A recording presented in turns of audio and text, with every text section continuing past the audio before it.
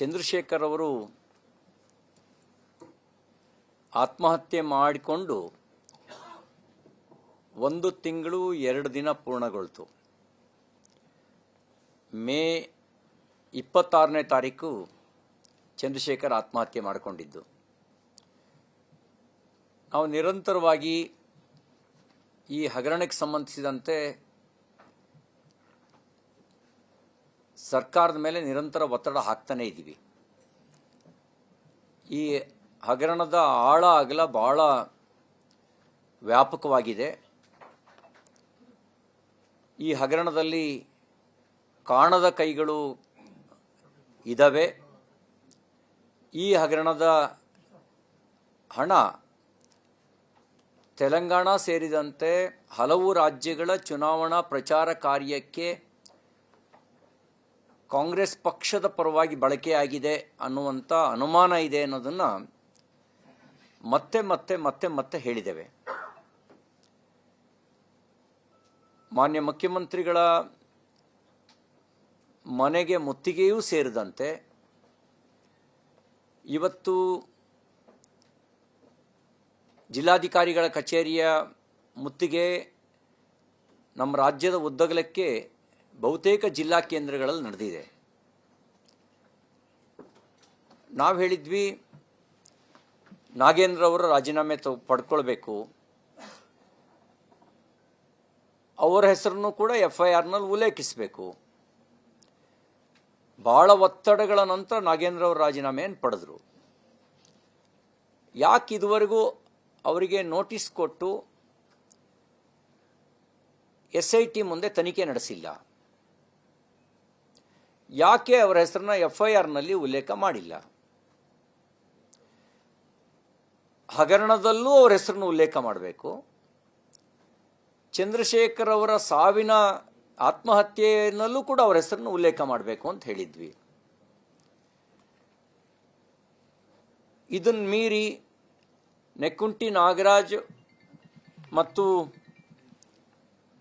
ಮಾನ್ಯ ಉಪಮುಖ್ಯಮಂತ್ರಿಗಳು, ಮುಖ್ಯಮಂತ್ರಿಗಳು ಅವರಿಗಿರುವಂಥ ಸಂಬಂಧ, ಅದನ್ನು ಫೋಟೋ ಸಮೇತ ಮಾಧ್ಯಮದ ಮುಂದೆ ದಾಖಲೆ ಇಡುವಂಥ ಕೆಲಸವನ್ನು ಮಾಡಿದ್ವಿ. ಇದಲ್ಲದೆ ನಿಗಮದ ಅಧ್ಯಕ್ಷ ಆಗಿರ್ತಕ್ಕಂಥ ಬಸವರಾಜ್ ದದ್ದಲ್ ಅವರು ಸೇರಿದಂತೆ ಹಲವು ಜನ,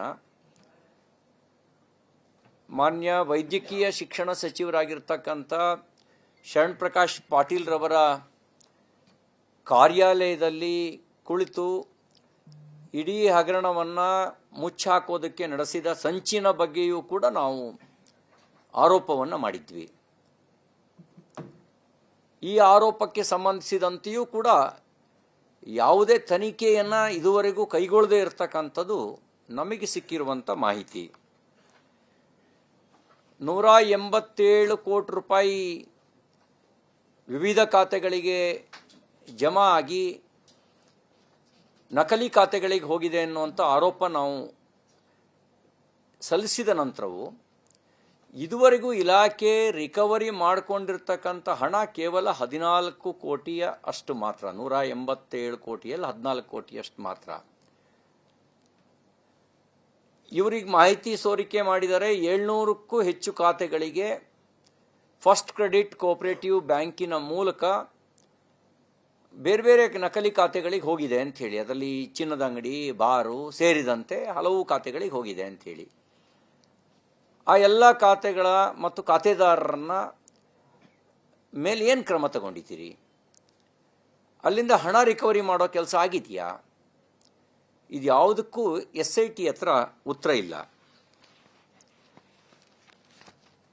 ನಾವು ಹೇಳಿದ್ವಿ, ಮುಖ್ಯವಾಗಿ ಹಣಕಾಸು ಇಲಾಖೆ ಮಾನ್ಯ ಮುಖ್ಯಮಂತ್ರಿ ಸಿದ್ದರಾಮಯ್ಯನವ್ರ ಕೈಲೇ ಇರೋದ್ರಿಂದ ನೈತಿಕ ಹೊಣೆಯನ್ನು ಮಾನ್ಯ ಮುಖ್ಯಮಂತ್ರಿಗಳೇ ಹೊರಬೇಕು. ತಮ್ಮ ಇಲಾಖೆಯ ವ್ಯಾಪ್ತಿಯ ಒಳಗಡೆನೆ ನಡೆದಿರ್ತಕ್ಕಂಥ ಬಹುದೊಡ್ಡ ಹಗರಣ, 100ಕ್ಕೆ 100ರಷ್ಟು ಹಣವನ್ನು ವರ್ಗಾಯಿಸಿ ಲೂಟಿ ಮಾಡಿರ್ತಕ್ಕಂಥ ಹಗರಣ. ಈ ಹಗರಣದಲ್ಲಿ ನಿಮ್ಮ ನೈತಿಕತೆ ಪ್ರಶ್ನೆ ಬರೋದ್ರಿಂದ ನೀವು ಹೊಣೆ ಹೊರಬೇಕು ಅಂತ ಹೇಳಿದ್ವಿ. ಮುಖ್ಯಮಂತ್ರಿಗಳು ವಿಷಯಾಂತರ ಮಾಡ್ತಾರೆ. ಆದರೆ ಇದುವರೆಗೂ ಈ ನೈತಿಕತೆಯನ್ನು ಯಾರು ಹೊತ್ಕೋಬೇಕು ಅನ್ನೋದ್ರ ಬಗ್ಗೆ ಮುಖ್ಯಮಂತ್ರಿಗಳು ಉತ್ತರ ಕೊಟ್ಟಿಲ್ಲ. ನಾವಿವತ್ತು ಚಳುವಳಿಯ ಮೂಲಕ ಮತ್ತೆ ಆಗ್ರಹ ಮಾಡಿದ್ದೇವೆ, ಮುಖ್ಯಮಂತ್ರಿಗಳೇ ನೀವೇ ನೈತಿಕ ಹೊಣೆ ಹೊರಬೇಕು, ನೀವು ರಾಜೀನಾಮೆ ಕೊಡಬೇಕು ಅನ್ನೋಂಥ ಆಗ್ರಹವನ್ನು ನಾವು ಚಳುವಳಿಯ ಮೂಲಕ ಮಾಡಿದ್ದೇವೆ. ಸರ್ಕಾರದ ತನಿಖೆಯ ಪಾತ್ರದ ಬಗ್ಗೆ ನಮಗೆ ಸಂಶಯ ಇದೆ.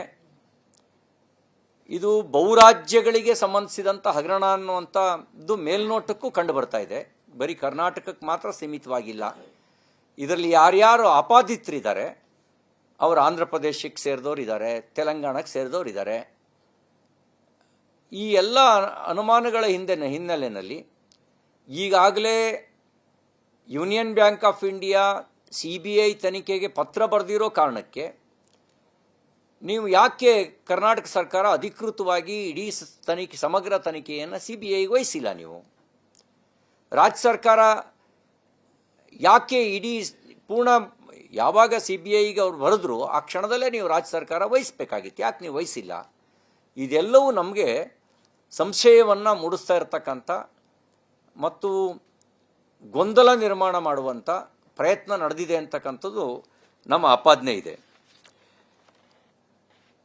ನೋಡಿ, 13ನೇ ಆರೋಪಿ ಈ ಪ್ರಕರಣದಲ್ಲಿ ಸತ್ಯರಾಜ್ ವರ್ಮಾ, ಅಂದರೆ ಇವರು ಕ್ರೈಮ್ ನಂಬರಲ್ಲಿ 13ನೇ ಆರೋಪಿ ಅಂತ ದಾಖಲಿಸಿರುವಂಥ ಸತ್ಯರಾಜ್ ವರ್ಮಾ ಮತ್ತು ಸಚಿವರಾಗಿರ್ತಕ್ಕಂಥ ಬೋಸ್ರಾಜ್ರವರಿಗಿರುವಂಥ ಸಂಬಂಧ ಏನು? ಕೇವಲ ಜಾತಿ ಸಂಬಂಧನೋ ಅಥವಾ ವ್ಯಾವಹಾರಿಕ ಸಂಬಂಧನೂ ಇದೆಯೋ? ಈ ಬಗ್ಗೆಯೂ ತನಿಖೆ ಆಗಬೇಕಾಗಿತ್ತು. ಈ ಬಗ್ಗೆ ತನಿಖೆ ಆಗಿಲ್ಲ. ಆ ಸತ್ಯರಾಜ್ ವರ್ಮಾ ಬ್ಯಾಕ್ಗ್ರೌಂಡ್ ಏನು? ನಮಗೆ ಒಂದು ಪ್ರೈಮರಿ ಇನ್ಫಾರ್ಮೇಷನ್ ಬಂದಿರೋದು, ಇದೇ ಥರದ ಹಗರಣ ಹಿಂದೆ ಕಾಂಗ್ರೆಸ್ ಸರ್ಕಾರ ಛತ್ತೀಸ್ಗಢದಲ್ಲಿದ್ದಾಗಲೂ ನಡೆದಿದೆ. ಆ ಹಗರಣದಲ್ಲೂ ಸತ್ಯರಾಜ್ ವರ್ಮಾರವರ ಪಾತ್ರ ಇದೆ ಅಂತಕ್ಕಂಥ ಸಂಶಯವನ್ನು ಕೆಲವರು ವ್ಯಕ್ತಪಡಿಸಿದ್ದಾರೆ. ಈ ಹಿನ್ನೆಲೆಯಲ್ಲಿ ಏನಾದರೂ ತನಿಖೆ ಆಗಿದೆಯಾ, ಪ್ರಗತಿಯಾಗಿದೆಯಾ?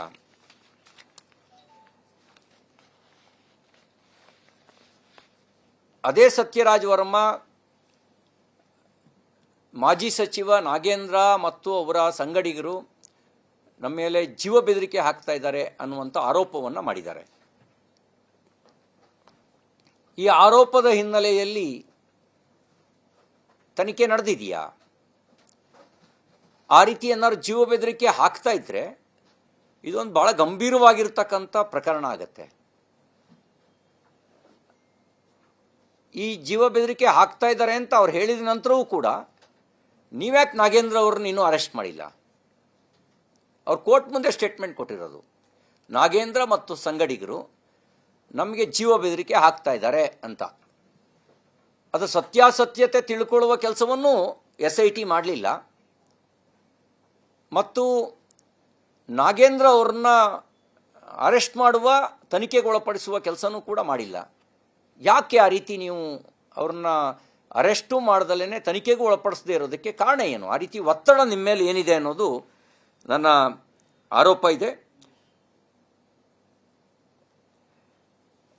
ನೋಡಿ, 17 kgಗೂ ಹೆಚ್ಚು ಬಂಗಾರವನ್ನು ಸತ್ಯರಾಜ್ ವರ್ಮಾ ಅವ್ರ ಮನೆಯಿಂದ ಸೀಸ್ ಮಾಡಿದ್ದಾರೆ. ಅದನ್ನು ದಾಖಲೆಗಳನ್ನು ಕಾಣಿಸಿಲ್ಲ ಅನ್ನುವಂಥ ಒಂದು ಮಾಹಿತಿ ಲಭ್ಯ ಆಗಿದೆ. ಇದು ಸತ್ಯನಾ ಸುಳ್ಳು? 17 kg ನೀವು ವಶಕ್ಕೆ ತಗೊಂಡಿದ್ರೆ ಯಾಕೆ ಅದನ್ನ ದಾಖಲೆಯಲ್ಲಿ ಕಾಣಿಸಿಲ್ಲ? 17 kg ಏನು ಹತ್ತತ್ರ 11-12 ಕೋಟಿ ರೂಪಾಯಿನಷ್ಟು ಬೆಲೆ ಬಾಳ್ತಕ್ಕಂಥ ಬಂಗಾರ. ಸತ್ಯರಾಜ್ ವರ್ಮಾ ಅವರ ಮನೆಯಿಂದ 11 ಕೋಟಿಗೂ ಹೆಚ್ಚು ಬಂಗಾರವನ್ನು, ಚಿನ್ನದ ನಾಣ್ಯಗಳು, ಬಿಸ್ಕೆಟು ಇತ್ಯಾದಿ ಸೇರಿದಂಥ ಬಂಗಾರವನ್ನು ಸೀಸ್ ಮಾಡಿದ್ದಾರೆ. ಅದನ್ನು ದಾಖಲೆಗಳನ್ನು ಕಾಣಿಸಿಲ್ಲ ಅನ್ನುವಂಥ ಒಂದು ಮಾಹಿತಿಯನ್ನು ನಮಗೆ ಲಭ್ಯ ಆಗಿದೆ. ಈ ಸತ್ಯನಾ? ಇದ್ರ ಬಗ್ಗೆ ಸ್ಪಷ್ಟಪಡಿಸ್ಬೇಕು ಅಂತ ನಾನು ಆಗ್ರಹಿಸ್ತೇನೆ. ಅವತ್ತೇ ಹೇಳಿದ್ವಿ ನೋಡಿ, ಈ ಹಗರಣದ ಮೂಲವೇ ವಸಂತ ನಗರದ ಯೂನಿಯನ್ ಬ್ಯಾಂಕ್ ಬ್ರಾಂಚಿನಿಂದ MG ರಸ್ತೆ ಯೂನಿಯನ್ ಬ್ರಾಂಚಿಗೆ ಏಕಾಏಕಿ ವರ್ಗಾವಣೆ ಮಾಡಿದ್ದು ಅಂತ. ಈ ವರ್ಗಾವಣೆ ಕಾರಣ ನನಗೆ ಸಿಕ್ಕಿರೋ ಮಾಹಿತಿ ಪ್ರಕಾರ ಸ್ಯಾಂಗ್ರಿಲಾ ಹೋಟೆಲ್ನಲ್ಲಿ ಅವತ್ತು ಸಚಿವರಾಗಿದ್ದಂಥ ನಾಗೇಂದ್ರ ಅವರು ನೆಕ್ಕುಂಟಿ ನಾಗರಾಜ್ ಜೊತೆಗೆ ಇದ್ದು ಒಂದು ಮೌಖಿಕ ನಿರ್ದೇಶನ ಕೊಡ್ತಾರೆ ಪದ್ಮನಾಭಗೆ. ಈ ನಾಗರಾಜ್ ಏನು ಹೇಳ್ತಾರೆ ಅದನ್ನು ಕೇಳ್ರಿ ಅಂತ ಹೇಳಿ, ಮತ್ತು ನಾಗರಾಜ್ ಹೇಳಿದಂತೆ ಮಾಡ್ರಿ. ನಾಗರಾಜ್ ಏನು ಹೇಳ್ತಾರೆ ಕೇಳಿ, ನಾಗರಾಜ್ ಏನು ಹೇಳ್ತಾರೆ ಅದರಂತೆ ಮಾಡಿ ಅಂತ ಅನ್ನುವ ಮೌಖಿಕ ಸೂಚನೆ ಕೊಡ್ತಾರೆ. ಅದರ ಪ್ರಕಾರ ಪದ್ಮನಾಭ್ ಅವರು ತಕ್ಷಣ ವಸಂತನಗರ ಬ್ರಾಂಚಿನಿಂದ MG ರಸ್ತೆ ಬ್ರಾಂಚಿಗೆ ಹಣವನ್ನು ಡೆಪಾಸಿಟ್ ಇಡ್ತಾರೆ. ಡೆಪಾಸಿಟ್ ಇಟ್ಟು 45 ಕೋಟಿ ರೂಪಾಯಿ ಲೋನ್ ತಗೊಳ್ತಾರೆ. ಅಂದರೆ ತನ್ನದೇ ಹಣ ಡೆಪಾಸಿಟ್ ಇಟ್ಟು ಮತ್ತು ಅದೇ ಡೆಪಾಸಿಟ್ ಮೇಲೆ ಲೋನ್ ತಗೊಳ್ತಾರೆ. ಲೋನ್ ತಗೊಳ್ಳೋದ್ರ ಅವಶ್ಯಕತೆ ಏನಿತ್ತು? ಯಾವ ಬೋರ್ಡ್ ಮೀಟಿಂಗಲ್ಲಿ ಇಟ್ಟು ಪಾಸ್ ಮಾಡಿದ್ರಿ? ಯಾವ ಪರ್ಪಸ್ಸಿಗೆ ಲೋನ್ ತಗೊಂಡ್ರಿ? ಇದೆಲ್ಲವೂ ನಾಗೇಂದ್ರ ಅವರ ಮೌಖಿಕ ಸೂಚನೆ, ನೆಕ್ಕುಂಟಿ ನಾಗರಾಜ್ ಅವರ ನಿರ್ದೇಶನದ ಪ್ರಕಾರ ಪದ್ಮನಾಭ್ ಮಾಡಿದ್ರು ಅನ್ನೋದು ಸುದ್ದಿ ಇರ್ತಕ್ಕಂಥದ್ದು. ಅಲ್ಲಿಂದ ಮೊದಲು 9 ಖಾತೆಗಳಿಗೆ ಟ್ರಾನ್ಸ್ಫರ್ ಆಗುತ್ತೆ, ಆಮೇಲೆ ಇನ್ನು 9 ಖಾತೆಗಳಿಗೆ ಆ ಉಳಿದ ಹಣ ಟ್ರಾನ್ಸ್ಫರ್ ಆಗುತ್ತೆ. ಆ ಮೂಲನೇ ಅಲ್ಲಿರ್ತಕ್ಕಂಥದ್ದು. ಈ ಸತ್ಯನಾರಾಯಣ ವರ್ಮಾ ನಾಗೇಶ್ ಅಂಥೇಳಿ, ಯಾರು ನಾಗರಾಜ್, ನೆಕ್ಕುಂಟಿ ನಾಗರಾಜ್ ಅವರು ಬಾವುಮೈದ ನಾಗೇಶ್ ಖಾತೆಗೆ ಹಣವನ್ನು ಹಾಕಿದ್ದಾರೆ. 1.5 ಕ್ರೋರ್ಸು ನಾಗೇಶ್ ಖಾತೆಯಿಂದ ಸೀಸು ಮಾಡಿದ್ದಾರೆ. ಅಂದರೆ ನೆಕ್ಕುಂಟಿ ನಾಗರಾಜವನ್ನ ಬ್ರದರಿಂದ ನಾಗೇಶ್ ಅವ್ರ ಖಾತೆಗೆ ಅಲ್ಲಿಂದ ಸೀಸ್ ಮಾಡಿದ್ದಾರೆ ಅನ್ನುವಂಥ ಮಾಹಿತಿ. ಹಾಗೆಯೇ ನಾಗೇಶ್ ಅವರ ಪತ್ನಿ ಹೆಸರಿಗೆ, ಅವರ ಮಕ್ಕಳ ಹೆಸರಿಗೆ, ಅವರ ಅತ್ತಿಗೆ ಹೆಸರಿಗೆ ಹಣ ಟ್ರಾನ್ಸ್ಫರ್ ಆಗಿರೋದ್ರ ಜೊತೆಗೆ ನಾಗೇಶ್ ಖಾತೆಯಿಂದ, ಅಲ್ಲಿಂದ ಅವರು ನಾಗೇಶ್ ಖಾತೆಯಿಂದ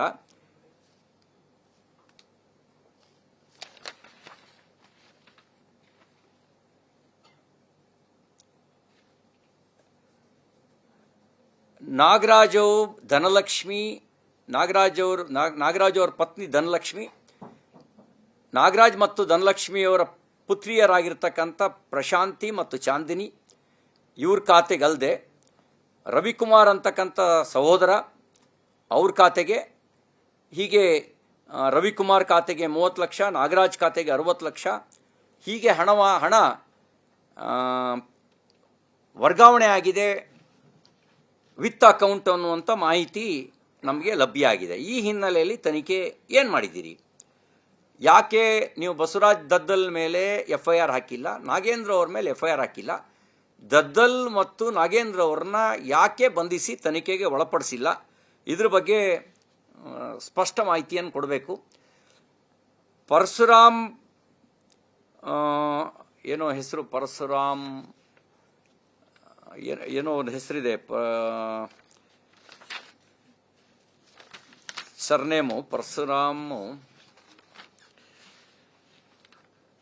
ಅವರು ವಾಟ್ಸಪ್ ನಂಬರ್ ತೆಗೆದ್ರೆ, ವಾಟ್ಸಪ್ನ ಮಾಹಿತಿಯನ್ನು ತೆಗೆದ್ರೆ ದದ್ದಲ್ ಮತ್ತು ಪರಶುರಾಮ್ ನಡುವೆ ನಡೆದಿರ್ತಕ್ಕಂಥ ವಾಟ್ಸಪ್ನ ಸಂದೇಶಗಳ ವಿನಿಮಯಗಳೇ ಈ ಹಗರಣದ ಪಾತ್ರಧಾರಿಗಳು ಯಾರ್ಯಾರು ಅನ್ನೋದರ ಸ್ಪಷ್ಟಗೊಳಿಸುವಂಥ ಕೆಲಸ ಮಾಡ್ತವೆ. ಹಾಗಾಗಿ ಇದ್ರ ಬಗ್ಗೆ ಸಮಗ್ರ ತನಿಖೆ ಆಗಬೇಕಾಗಿತ್ತು, ಆ ಸಮಗ್ರ ತನಿಖೆ ಆಗಿಲ್ಲ. ನನಗಿರೋ ಮಾಹಿತಿ ಪ್ರಕಾರ ದದ್ದಲ್ ಬಸವನಗೌಡ ಖಾತೆಗೂ ಕೂಡ ಕಮಿಷನ್ ಫಸ್ಟ್ ಇನ್ಸ್ಟಾಲ್ಮೆಂಟ್ ಹೋಗಿದೆ ಅನ್ನೋ ಮಾಹಿತಿ ಇದೆ. ಆ ಕಮಿಷನ್ ಇದರ ಫಸ್ಟ್ ಇನ್ಸ್ಟಾಲ್ಮೆಂಟ್ ಹೋಗಿದೆ ಅಂತ ಮಾಹಿತಿ ಇದೆ. ಇದ್ರ ಬಗ್ಗೆಯೂ ಕೂಡ ಸಮಗ್ರ ತನಿಖೆ ಆಗಬೇಕು ಅಂತ ನಾನು ಆಗ್ರಹಿಸ್ತೇನೆ. ನಾಗರಾಜು ಬ್ಯಾಂಕ್ ಅಕೌಂಟಿಂದ ಬೇನಾಮಿ ಖಾತೆಗಳಿಗೆ ಹೋಗಿ ಅಲ್ಲಿಂದ ತೆಲಂಗಾಣ ಚುನಾವಣೆಗೆ 5 ಕೋಟಿ ರೂಪಾಯಿ ಕಾಂಟ್ರಿಬ್ಯೂಷನ್ನ ನಾಗೇಂದ್ರ ಅವ್ರ ಕಡೆಯಿಂದ ಕಮಿಟ್ ಆಗಿದ್ದಂಥದ್ದನ್ನು ತೆಲಂಗಾಣ ಚುನಾವಣೆಗೆ 5 ಕೋಟಿ ಕಾಂಟ್ರಿಬ್ಯೂಷನ್ ಕೊಟ್ಟಿದ್ದಾರೆ. ಬಳ್ಳಾರಿ ಮತ್ತು ಕಲಬುರಗಿ ಚುನಾವಣೆಗೂ ಕೂಡ ಇಲ್ಲಿಂದ ಕಾಂಟ್ರಿಬ್ಯೂಷನ್ ಹೋಗಿದೆ ಅನ್ನುವಂಥ ಇನ್ಫಾರ್ಮೇಷನ್ ಇದೆ. ಕಲಬುರಗಿಯಲ್ಲಿ ಸ್ಪರ್ಧೆ ಮಾಡಿದ್ದು ಕಾಂಗ್ರೆಸ್ ಪಾರ್ಟಿಯಿಂದ AICC ಅಧ್ಯಕ್ಷರಾಗಿರ್ತಕ್ಕಂಥ ಶ್ರೀ ಮಲ್ಲಿಕಾರ್ಜುನ್ ಖರ್ಗೆ ಅವರ ಅಳಿಯ ಅಲ್ಲಿ ಸ್ಪರ್ಧೆ ಮಾಡಿರೋದು, ಅಲ್ಲಿ MP ಆಗಿದ್ದು ಸ್ಪರ್ಧೆ ಮಾಡಿದ್ದು. ಇದ್ರ ಜೊತೆಗೆ ಬಳ್ಳಾರಿ ಅಭ್ಯರ್ಥಿಗೆ ಎರಡೂ ಕಡೆಗೂ ಹಣ ಹೋಗಿದೆ ಅಂತಕ್ಕಂಥ ಮಾಹಿತಿ ಇದೆ. ಇದ್ರ ಬಗ್ಗೆಯೂ ಕೂಡ ಸಮಗ್ರ ತನಿಖೆ ಆಗಬೇಕಾಗಿತ್ತು. ಆ ಬಗ್ಗೆ ಯಾವುದೇ ರೀತಿಯ ತನಿಖೆ ಆಗಿಲ್ಲ. ಮುರಳಿ ಅಂಥೇಳಿ ನಾಗೇಂದ್ರ ಅವರ ಅಕ್ಕನ ಮಗ, ಸಿರಗುಪ್ಪದಲ್ಲಿ ಅವರು ಅಭ್ಯರ್ಥಿಯಾಗಿದ್ದರು. ಅವ್ರದ್ದು ಪಾತ್ರ ಏನು ಅನ್ನೋದ್ರ ಬಗ್ಗೆಯೂ ಕೂಡ ತನಿಖೆ ಆಗಬೇಕು ಅಂತ ನಾನು ಒತ್ತಾಯಿಸ್ತೇನೆ. ಇದಲ್ಲದೆ ಈ ರೀತಿ ನಿಗಮಗಳ ಕಾಮಗಾರಿಯಲ್ಲೂ ಕೂಡ ನೆಕ್ಕುಂಟಿ ನಾಗರಾಜ್ನ ಪಾತ್ರ ಇದೆ. ಕೆಲವು ನಿಗಮಗಳ ಕಾಮಗಾರಿಯನ್ನು 4G ಎಕ್ಸಂಪ್ಷನ್ ಕೊಟ್ಟು ತಮಗೆ ಬೇಕಾಗಿರ್ತಕ್ಕಂಥ ಅವರಿಗೆ ವರ್ಗಾವಣೆ ಮಾಡಿಸಿ 4G ಎಕ್ಸಂಪ್ಷನ್ ಕೊಟ್ಟು ಹಣ ಲೂಟಿ ಮಾಡಿದ್ದಾರೆ ಅಂತಕ್ಕಂಥ ಮಾಹಿತಿ ಇದೆ. ಈ ಬಗ್ಗೆಯೂ ತನಿಖೆ ಆಗಬೇಕು. ಇದಲ್ಲದೆ ನೆಕ್ಕುಂಟಿ ನಾಗರಾಜ್ ಅವರ ಬೀಗರು, ಅಂದರೆ ಅವರ ಮಗಳನ್ನು ಕೊಟ್ಟಿರ್ತಕ್ಕಂಥ ಮಗಳ ಮಾವ ಅವರ ಹೆಸರಿನಲ್ಲಿ ಒಂದು ವಾಲ್ಮೀಕಿ ನಿಗಮದ ನಡೆಸ್ತಕ್ಕಂಥ ಹಾಸ್ಟೆಲ್ಗಳಿಗೆ ಫುಡ್ ಸಪ್ಲೈ ಮಾಡೋದಕ್ಕೆ ಕಾಂಟ್ರಾಕ್ಟ್ ತಗೊಂಡಿದ್ದಾರೆ. ವಿತೌಟ್ ಎಲಿಜಿಬಿಲಿಟಿ ಇಲ್ಲದೇ ಇದ್ರೂ ಕೂಡ ಕಾಂಟ್ರಾಕ್ಟ್ನ ಕೊಟ್ಟಿದ್ದಾರೆ ಅನ್ನುವಂಥ ಒಂದು ದೂರು ಕೂಡ ನಮಗೆ ಬಂದಿದೆ. ಈ ಬಗ್ಗೆಯೂ ತನಿಖೆ ಆಗಬೇಕು. ಇದೆಲ್ಲವನ್ನು ಯಾಕೆ ಹೇಳ್ತಾ ಇದ್ದೀನಿ ಅಂದರೆ, ಇದೆಲ್ಲವೂ ನಾಗೇಂದ್ರ ಅವರ ಪಾತ್ರ ಇರೋದನ್ನು ಸ್ಪಷ್ಟಪಡಿಸುತ್ತೆ. ನಾಗೇಂದ್ರ ಅವರನ್ನು ರಕ್ಷಣೆ ಮಾಡೋದಕ್ಕೆ ಸರ್ಕಾರ ಪ್ರಯತ್ನ ಮಾಡ್ತಾ ಇದೆ ಅನ್ನುವಂಥ ಸಂಶಯ ವ್ಯಕ್ತ ಆಗ್ತಾ ಇದೆ. ಯಾಕೆಂದರೆ ನಾಗೇಂದ್ರ ಅವ್ರನ್ನ ಏನಾದ್ರು ಮುಟ್ಟಿದರೆ ನಾಗೇಂದ್ರ ಅವರು ಯಾರ್ಯಾರಿಗೆ ಹಣ ಕೊಟ್ಟಿದ್ದೀನಿ ಅಂತ ಬಾಯಿ ಬಿಡ್ತಾರೆ ಅನ್ನುವಂಥ ಭಯದಿಂದ ನಾಗೇಂದ್ರ ಅವರ ರಕ್ಷಣೆಗೆ ಸರ್ಕಾರ ಹೊರಟಿದೆ ಅಂತಕ್ಕಂಥದ್ದು ನಮಗಿರುವಂಥ ಅನುಮಾನ. ಈ ಎಲ್ಲದರ ಬಗ್ಗೆ ಸಮಗ್ರ ತನಿಖೆ ಆಗಬೇಕು ಅಂತ ಆಗ್ರಹಿಸ್ತೇನೆ. ಇದುವರೆಗೂ ಬಂಧಿಸಿರೋದು 11 ಜನ, ಜಪ್ತಾಗಿರೋ ಹಣ 14,07,00,000 ಮಾತ್ರ. ಬಾಕಿ ಹಣ ಎಲ್ಲೋಯ್ತು, ಅದರದ್ದು ಎಲ್ಲೋಗಿದೆ, ಬಾಕಿ ಯಾರ್ಯಾರ ಖಾತೆಗೆ ಹೋಗಿದೆ, ಅವ್ರ ಮೇಲೆಲ್ಲ ಯಾಕೆ ಕ್ರಮ ಆಗಿಲ್ಲ ಮತ್ತು ಉಳಿದ ಹಣ ಯಾಕೆ ಜಪ್ತಿ ಮಾಡಿಲ್ಲ ಅನ್ನೋದಕ್ಕೆ ಇದುವರೆಗೂ ಉತ್ತರ ಕೊಟ್ಟಿಲ್ಲ. ಹಾಗಾಗಿ ನಾನು ಆಗ್ರಹಿಸೋದಷ್ಟೇ, ತಮ್ಮ ಮೂಲಕ ಆಗ್ರಹಿಸೋದು, ಇವರೇ ಹೇಳಿದ ಪ್ರಕಾರ 700ಕ್ಕೂ ಹೆಚ್ಚು ಖಾತೆಗಳಿಗೆ ಹಣ ಹೋಗಿದೆ ಅಂತ ಹೇಳಿದ್ದಾರೆ. ಅಲ್ಲಿಂದ ಎಲ್ಲಿಗೆ ಹೋಯ್ತು ಹಣ? ಅಲ್ಲಿಂದ ಡ್ರಾ ಆಗಿದೆ ಅಂತ ಹೇಳ್ತಿದ್ದಾರೆ. ಅಲ್ಲಿಂದ ಎಲ್ಲಿಗೆ ಹೋಯ್ತು ಹಣ? ಅದರ ಮೂಲವನ್ನು ಪತ್ತೆ ಹಚ್ಚುವಂಥ ಕೆಲಸ ಆಗಬೇಕು. ಇಡೀ ಕೇಸನ್ನು ಇದಕ್ಕೆ ಛತ್ತೀಸ್ಗಢ, ಹೈದರಾಬಾದು, ಆಂಧ್ರ ಪ್ರದೇಶ, ಕರ್ನಾಟಕ ಹೀಗೆ 4-5 ರಾಜ್ಯಗಳ ನಂಟು ಇರೋದರಿಂದ ಸಮಗ್ರ ಮಾಹಿತಿಯ ಜೊತೆಗೆ CBIಗೆ ಈ ಕೇಸನ್ನು ವರ್ಗಾವಣೆ ಮಾಡಬೇಕು. ಒಂದು ಕೇಸನ್ನು 2 ಏಜೆನ್ಸಿಗಳು ತನಿಖೆ ನಡೆಸೋದ್ರಿಂದ ಗೊಂದಲ ನಿರ್ಮಾಣ ಆಗುತ್ತೆ. 2 ಏಜೆನ್ಸಿಗಳು ಕೊಡುವಂಥ ವರದಿ ವ್ಯತಿರಿಕ್ತವಾಗಿದ್ದರೆ ಅದರಿಂದಾಗಿ ಆಪಾದಿತರಿಗೆ ನ್ಯಾಯಾಲಯದಲ್ಲಿ ಸಂಶಯಾತ್ಮಕವಾಗಿರ್ತಕ್ಕಂಥ ಲಾಭ ಸಿಗುವಂಥ ಸಾಧ್ಯತೆ ಇದೆ. ಹಾಗಾಗಿ ನಾನು ಆಗ್ರಹಿಸ್ತೇನೆ, CBIಗೆ ಸಮಗ್ರ ಕೇಸನ್ನು ವರ್ಗಾಯಿಸಬೇಕು ಅಂತ ಆಗ್ರಹಿಸ್ತೇನೆ. ಇದಲ್ಲದೆ ಕೇಂದ್ರದ ಅನುದಾನ 83 ಕೋಟಿ ರೂಪಾಯಿ, ಅದು 21-22ನೇ ಸಾಲಿಂದು, 22-23, 23-24 ಈ 3 ವರ್ಷದ ಅನುದಾನಕ್ಕೆ ಇವರು ಬಳಕೆ ಪ್ರಮಾಣ ಪತ್ರವನ್ನು ಸಲ್ಲಿಸಿಲ್ಲ. ಬಳಕೆ ಪ್ರಮಾಣ ಪತ್ರ ಸಲ್ಲಿಸದೇ ಇರೋದಕ್ಕೆ ಕಾರಣ ಏನು ಅಂದರೆ, ಆ ಹಣವೂ ಕೂಡ ಇದೇ ರೀತಿ ನಕಲಿ ಖಾತೆಗಳಿಗೆ ಜಮಾ ಆಗಿ ದುರುಪಯೋಗ ಆಗಿದೆ ಅನ್ನುವಂಥ ಪ್ರೈಮರಿ ಇನ್ಫಾರ್ಮೇಷನ್ ಇದೆ. ಅದಕ್ಕೆ ಸಂಬಂಧಪಟ್ಟಂತೆ ಅದಕ್ಕೆ ಇನ್ನೂ ಇಲಾಖೆ ಕಡೆಯಿಂದಾಗಲಿ ಅಥವಾ ಹಣಕಾಸು ಖಾತೆಯಿಂದಾಗಲಿ ಯಾವುದೇ ರೀತಿಯ ಮಾಹಿತಿಯನ್ನು ಕೊಟ್ಟಿಲ್ಲ. ಇದ್ರ ಬಗ್ಗೆಯೂ ಕೂಡ ಮಾಹಿತಿಯನ್ನು ಕೊಡಬೇಕು ಅಂತ ನಾನು ಆಗ್ರಹಿಸ್ತೇನೆ. ಮತ್ತು ಇದುವರೆಗೂ ಆಗಿರುವ ತನಿಖೆಗೆ ಸಂಬಂಧಿಸಿದಂತೆ ತನಿಖೆಯ ಪ್ರಗತಿಗೆ ಸಂಬಂಧಿಸಿದಂತೆ ಹಣಕಾಸು ಇಲಾಖೆಯಿಂದ ಒಂದು ಶ್ವೇತಪತ್ರವನ್ನು ಹೊರಡಿಸಬೇಕು. ಶ್ವೇತಪತ್ರದ ಜೊತೆಗೇನೆ ಶ್ವೇತಪತ್ರ ಹೊರಡಿಸಿ ಇಡೀ ಸಮಗ್ರ ತನಿಖೆಯನ್ನು CBIಗೆ ಹಸ್ತಾಂತರಿಸಬೇಕು ಅಂತ ನಾನು ಆಗ್ರಹಿಸ್ತೇನೆ. ನೈತಿಕ ಹೊಣೆಯನ್ನು ಹೊತ್ತು ಮಾನ್ಯ ಮುಖ್ಯಮಂತ್ರಿಗಳು ರಾಜೀನಾಮೆ ಕೊಡಬೇಕು ಅಂತ ಹೇಳಿ ಒತ್ತಾಯಿಸ್ತೇನೆ. ಅನುಕ್ಷಣದ ಸುದ್ದಿಗಳಿಗಾಗಿ ವಿಸ್ತಾರ ನ್ಯೂಸ್ ಯೂಟ್ಯೂಬ್ ಚಾನೆಲ್ ಸಬ್ಸ್ಕ್ರೈಬ್ ಮಾಡಿ. ಹೊಸ ಸುದ್ದಿಗಳ ನೋಟಿಫಿಕೇಶನ್ಗಾಗಿ ಬೆಲ್ ಐಕಾನ್ ಕ್ಲಿಕ್ ಮಾಡಿ. ಲೇಟೆಸ್ಟ್ ಅಪ್ಡೇಟ್ಸ್ಗಾಗಿ www.vistaranews.com ವೆಬ್ಸೈಟ್ಗೆ ವಿಸಿಟ್ ಮಾಡಿ. ಅಂಗೈಯಲ್ಲೇ ಜಗತ್ತಿನ ಸುದ್ದಿ ತಿಳಿಯಲು ವಿಸ್ತಾರ ನ್ಯೂಸ್ ಕನ್ನಡ ಆಪ್ ಡೌನ್ಲೋಡ್ ಮಾಡಿ.